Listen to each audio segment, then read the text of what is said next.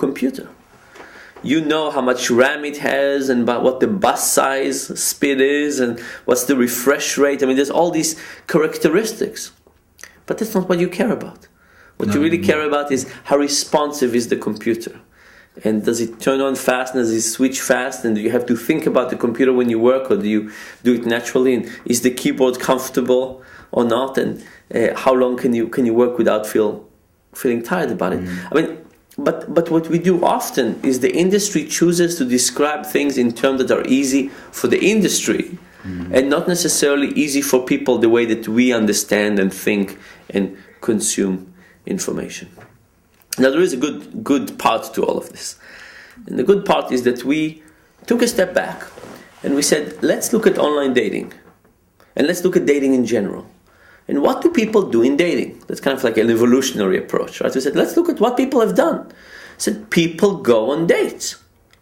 What do people do on dates? Do they sit in an empty room and talk to each other? No.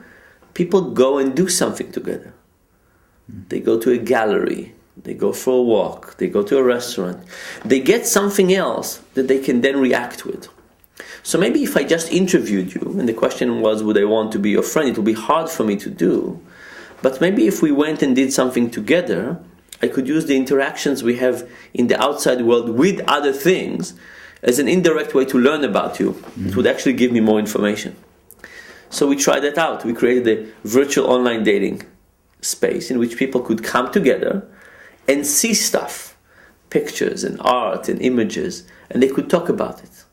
And the question was, is this going to be more successful than regular online dating stuff? And the answer was yes. We basically doubled the chances that people would go on a date compared to an online dating situation. So that, I think, is a really good outcome. I will tell you one other thing that was kind of very curious. So we got lots of data from online dating sites, and we looked at it, and part of it we looked at emails that people exchanged. And you would think that this would be fascinating reading material. You would think that people would write passionate, intimate. No, it's unbelievably boring. It's like, where did you go to school and how many brothers and sisters you have? Unbelievably boring. The question was, why do people write this boring stuff? And one of the interesting concepts in economics is that the idea that there's multiple equilibria. So imagine that there's space of all kinds of ways that we could coordinate behavior. There's lots of ways to coordinate, to have equilibria, but many of them are not good. Not all of them are ideal. And sometimes we try to find the ultimate one, but there are many of them that are not necessarily perfect. And we wondered whether people gravitate to a non-optimal equilibria when they talk about online dating. So what did we do? We created a game. And in the game, if you and I were dating, we couldn't just exchange information. If you were asking me a question, you were limited to 20 questions. You couldn't ask anything you wanted. You were limited to 20 pre-selected questions, and all of those questions were interesting. How many relationships have you had before? Why did you break up from your last romantic relationship? Any history of sexually transmitted diseases, any psychotic episodes in the family, what's your fantasies?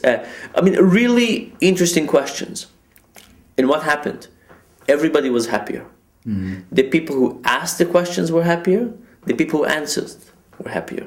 The truth is, nobody wants to be asked about their CV, about the resume, right? So asking better questions. So here's the idea. We have lots of equilibria, and we can just think about how we can eliminate the bad ones. Now, online, it's easy. You can just restrict people's access. In real life, it's a little harder. Next time you have a party, imagine that you say, today, no discussion about sports or weather. Right? This is basically eliminating all kinds of bad equilibria. It turns out that when you let people ask whatever they want, they ask boring, uninteresting, but also non-risky questions. But at the end of the day, nobody's happy. And the question is, how do we eliminate those bad coordinations and allow people to actually be happier? After publishing her findings, Helen Fisher got a mail from the industry. Did you get one? No. Helen Fisher is working with chemistry and Match.com. I'm starting to work with some companies, but these days I'm actually much more interested in working with the government, right? Because my hope is to think about how we change policy. I mean, we'll see what will happen with the next elections in the US. But if you ask me where my passion lies, is to try and do something for policy.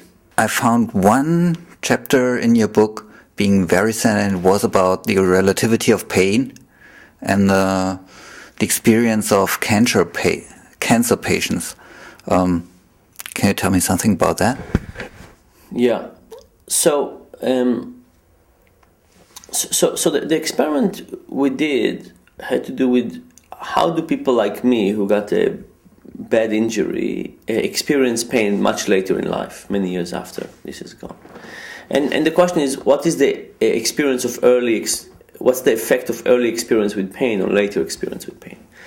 And what we found was that people like me actually can suffer much more pain with much less negative experiences. So we did this by asking people to put their hand in hot water and keep it for as long as they can.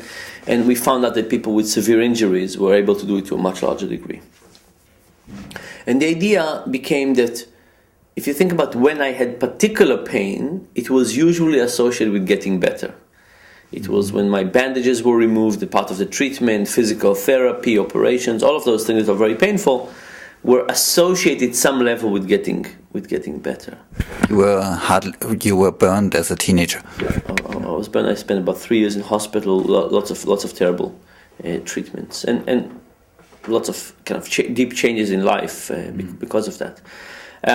So we find that severe injuries, people can sustain much more pain than people who didn't have severe injuries. But one of the things we found was that we had a few people in the sample, not enough, but we had a few people that had chronic pain.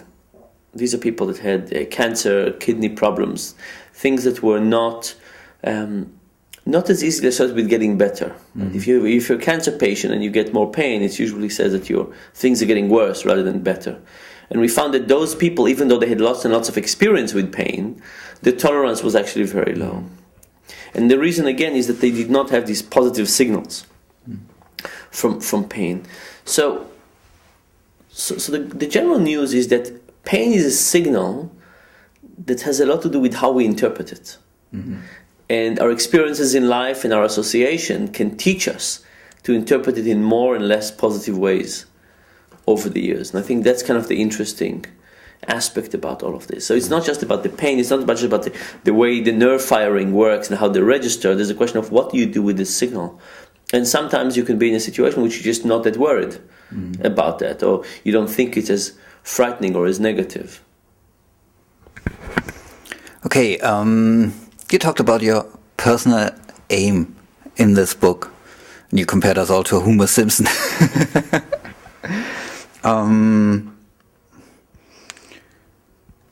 Your hope is, if I see this correctly, that we all realize that we are much more irrational than we think we are. Seeing this from the social psychology side, are we able to get this insight, to stand there and think about ourselves and say, yes, I am irrational right now? So I think there's a question of how much power and control we feel and how much irrational we have. So, part of it is I hope that people would read some, my books, some other stuff, and that will, and they will have an idea. They will see themselves in some of the chapters, right? So the ideal chapter for me is something that people say, "Hey, I see myself doing this particular behavior," and then maybe thinking about changing it. But the reaction is another, oh no, not that again. No, often I actually get people say, I see myself doing it, I'm going to think about it differently, doing something differently. I also hope that people would become more experimentalist. Saying, you know what, there's a possibility, here's something I do a lot, there's a lot of money at stake, or time, or resources, let me think about how I could do this. Then there's a question of, is this a depressing perspective on life? Right? Is behavioral economics a depressing perspective on life? And I think it's actually quite optimistic. So, in one hand, it's nice to believe that people are rational and wonderful and everybody optimizes, and it's a little bit depressing to say people are myopic and vindictive and emotional and confused and don't know what they want and so on. But if you think about the world, how do you want to think about the world? Is this an outcome of lots of rational people? Or is this an outcome of lots of irrational people? But it means we can also do better. And I actually prefer the other one. I look at the world around and I said, there's lots of things I just wish we would change. And I think it's actually quite nice to think that it's not an outcome of everybody actually optimizing. And instead there could be some mistakes. And if you think about some mistakes, you can think about fixing stuff. Mm-hmm. Right? So that's for me, it's the optimistic thing. We're here not because this is optimal, we're here because this is suboptimal and we could do much, much better. Okay, now let me say one more thing.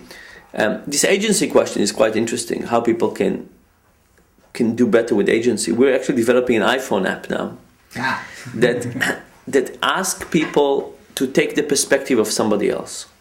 Mm-hmm. So imagine you're facing a decision. Should you buy new shoes? And you open your phone and say, should I buy new shoes? You type the question, you say the number, the price, and then you have a few people that you admire in your address book. Your wife, your mother, and you can choose one of them. You choose your mother. And you say, what would my mother tell me to do in this situation? Would you tell me to go for it or not to go for it? So and you take her vision in your mind and you say what you think she would tell you. And by doing that, you take an outside perspective on the decision by somebody you appreciate.